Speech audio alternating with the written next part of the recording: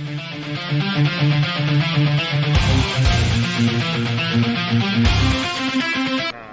apalagi gitu, apalagi lebih besar, makanya harus pengawasan masyarakat jauh lebih penting lah. Jadi maksudnya pengawasan masyarakat ada, laporkan, nah nanti tindak lanjutnya biar kami kawal lah. Tapi kan bukan jaminan aplikasi itu menghilangkan korupsi. Katakan terutama yang hadir para kepala daerah dan daerah yang mewakili daerah di acara ini tidak menjadi sasaran para penegak hukum yang diberikan kewenangan untuk melakukan tindak pidana korupsi, karena adanya komitmen sejak dini untuk melakukan pemberantasan korupsi pada titik pencegahan dan pada titik preventif edukasi maupun deteksi. Kemudian saya ingin sampaikan, di beberapa waktu lalu saya sempat hadir di beberapa daerah. Ada daerah-daerah tertentu yang saya tidak bisa hadir, Bapak Ibu semua mohon maaf karena ada berbagai macam kegiatan yang ada di Jakarta yang tidak bisa saya tinggalkan.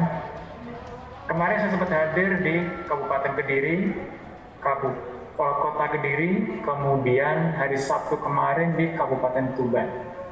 Saya juga bertemu dengan beberapa kepala daerah yang saya sampaikan terkait masalah fokus area KPK di dalam memberantas korupsi sesuai dengan identifikasi dan analisis. Yang pertama, korupsi terkait masalah bisnis. Yang kedua, korupsi terkait penegakan hukum dan reformasi birokrasi. Kemudian yang ketiga, korupsi terkait politik. Kemudian yang keempat, korupsi terkait pelayanan publik.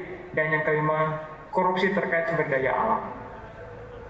Kalau kita mau mencermati keadaan ini, di 5 area ini, saya yakin Bapak Ibu semuanya, para kepala daerah ini sudah bisa memetakan, sekali lagi saya katakan sudah bisa memetakan dan sudah bisa mengidentifikasi kira-kira potensi-potensi penyimpangan yang mengarah pada tindakan korupsi di 5 area ini seperti apa bentuknya, siapa pelakunya, bahkan mungkin nilai besaran terhadap korupsi itu mungkin Bapak Ibu semua sudah paham di 5 area ini.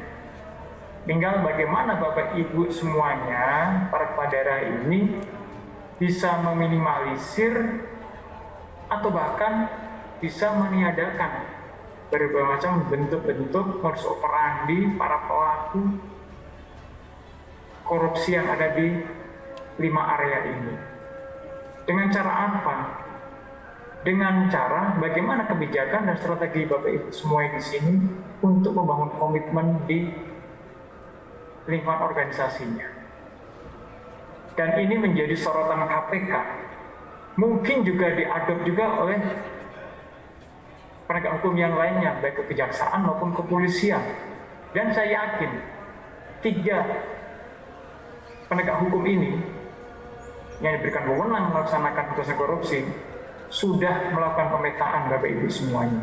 Oleh karena itu saya ingatkan kepada Bapak Ibu semuanya, tolong di 5 area ini yang Bapak Ibu bisa breakdown ya dengan cara melakukan identifikasi, pemetaan yang saya katakan di awal tadi untuk segera dibenahi.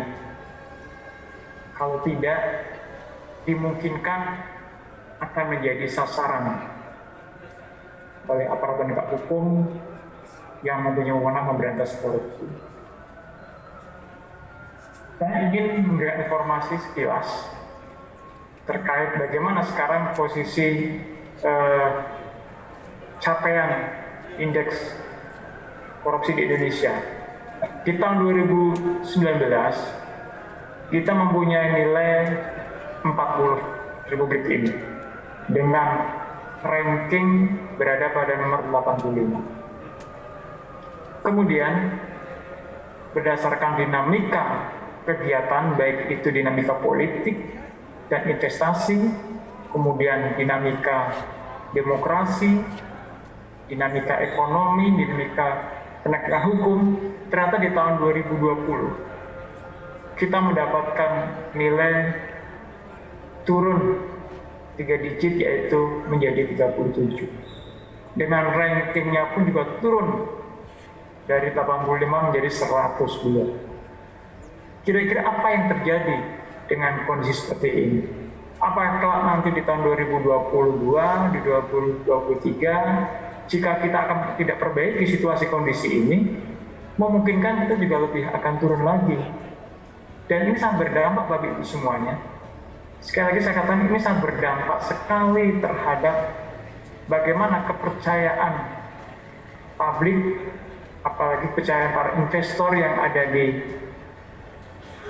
luar negeri kepada Republik ini. Banyak negara-negara berkembang karena tidak bisa mengendalikan, sekali lagi saya katakan tidak bisa mengendalikan korupsinya di negara tersebut, sekarang menjadi negara miskin.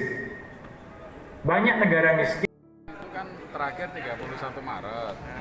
Ya sekarang kan ngomong belum 31 Maret ya saya ingatkan karena masih banyak yang belum. Terutama DPRD.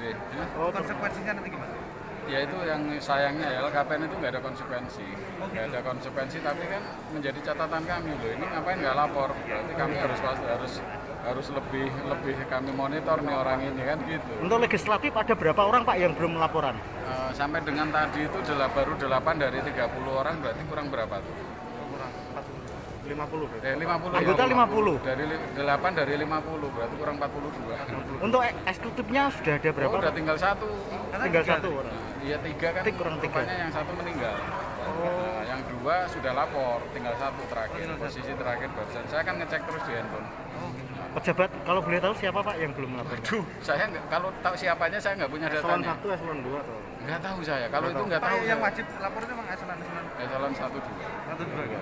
Ancaman tadi Pak Ujang bagaimana Pak terhadap LHKPN bila pejabat tersebut tidak melaporkan? Ya, kami maka akan lebih memasukkan ke dalam daftar prioritas pengawasan itu aja.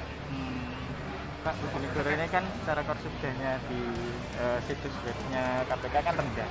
Nah itu kemungkinan dari beberapa indikasi itu belum dikerjakan atau gimana? Iya, jadi itu yang kedatangan saya ke Bojonegoro kan dari kemarin kan.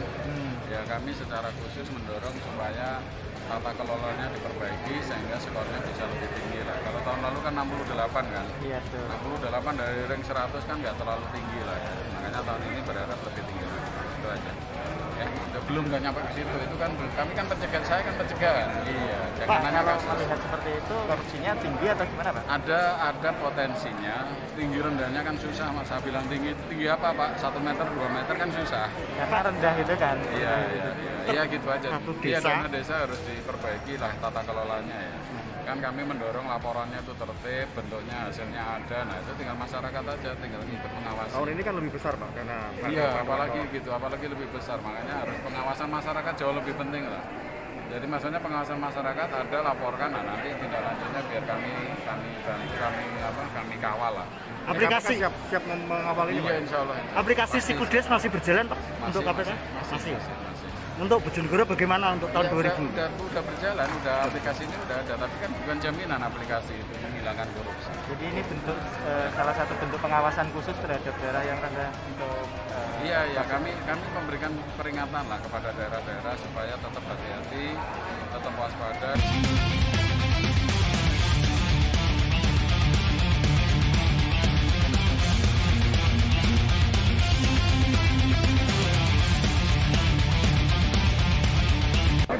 BBS tadi sudah masukkan, siang tadi itu mungkin Nama lupa lengkap, Pak? Edi Suryanto, satu lagi Selaku sebagai PT Kepala Satuan PJK yang Tugas memang posisinya sedang pencegahan kosong. Satu lagi Korwil, Bapak Wakil koordinasi Bupati wilayah sedang proses. supervisi. Sebentar lagi Untuk masukkan. yang dari DPRD Di baru DPRD 8 orang sudah bagaimana sekarang Pak? udah pada proses semuanya. Kan batasnya itu kan sampai tanggal 31 Maret, sekarang baru tanggal 8 Maret. Ya saya harapkan minggu depan semua sudah selesai semuanya. Di akhir Maret ini harus selesai Ya, semuanya Bu. Insya Allah. Ya. tadi kan rendah ya Bojonegoro. Nah, 67 rendahnya itu sebenarnya adalah ada miskomunikasi. Di situ kan hanya aset sama PTSP. PTSP itu dianggap Pemkab belum merevisi undang-undang Perda RT/RW. Padahal perdanya baru kita bahas besok tanggal 15. Sudah selesai berarti clear kan? Nah, soal aset itu banyak PSU yaitu perumahan-perumahan yang ada di Bojonegoro belum diserahkan. Sahabat itu kan nggak dapat laporan. Akhirnya sudah kemarin laporan 13. Nah, sekarang udah 0 berarti. Gitu loh. Oh gitu ya. Jadi sebenarnya udah nggak ada masalah ya. Sebenarnya kesalahannya administrasi. Administrasi laporan. Pekerjaan di lapangan. Bukan.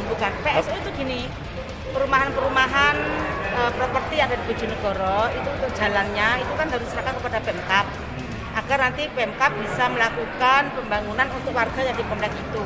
Nah selama ini aturan itu memang saya belum pernah mendapatkan laporan. Saya baru tahu bahwa ada PSU yang belum disetorkan gitu. Kemarin kami rapikan, kemarin sudah kami serahkan di Akhir Dharma 13 biji sudah selesai. 13 perumahan. Harapan untuk 85 dari Insya Allah. target KPK. Insya Allah sudah tercapai, insya Allah 85. Karena soal PTSP kami sudah merevisi Perda RT/RW. Perda ini kan harusnya sudah direvisi tahun 2016, tapi belum direvisi. Sekarang udah. Besok kami rapat dengan DPR paripurna pembahasan undang Perda RT/RW. Terus kemudian soal PSU, yaitu aset PSU itu karena kami ada miskomunikasi saja. Sudah selesai. Ya, makasih ya. Terima kasih Bu. Yang berapa?